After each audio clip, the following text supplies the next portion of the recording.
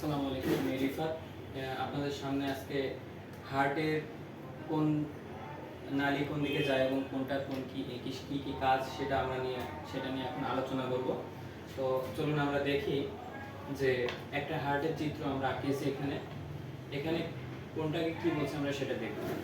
আপনারা দেখেন যে এদিকে আমি নিচের অংশে যেটা আছে এটাকে দুইটা ভাগে ভাগ করা হয়েছে। কয়টা ভাগে? দুইটা ভাগে। একটা হচ্ছে বাম নিলয়, একটা ডান নিলয়। একটা বাম নিলয় আর একটা ডান নিলয়।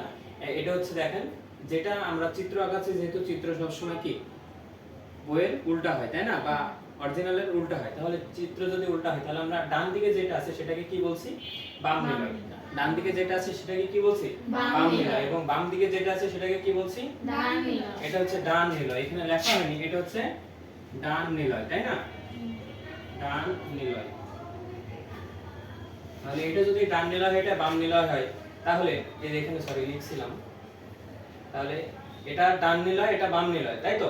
তারপরে দেখেন এই যে এটা হচ্ছে কি লিখেছি? ডান কি? ডান অলিন্দ।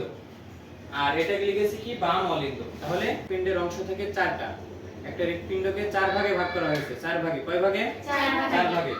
দুইটা হচ্ছে অলিন্দ, দুইটা নিলয়, একটা বাম অলিন্দ, একটা বাম নিলয়, একটা ডান অলিন্দ, একটা ডান নিলয়। ঠিক আছে? দেখেন নিচের গুলোকে কি বলা হচ্ছে?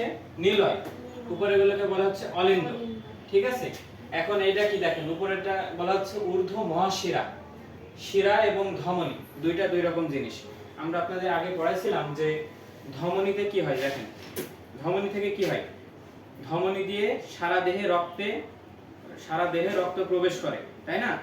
মানে হার্ট থেকে সারা দেহে রক্তে মানে চলে যায়। আর শিরা কি করে? সারা দেহের কার্বন ডাই অক্সাইড যুক্ত রক্ত সেটা কি করে? হার্টে আবার ফিরে আসে। তাহলে দেখেন ফুসফুসীয় ধমনী, ফুসফুসীয় শিরা বলা হচ্ছে।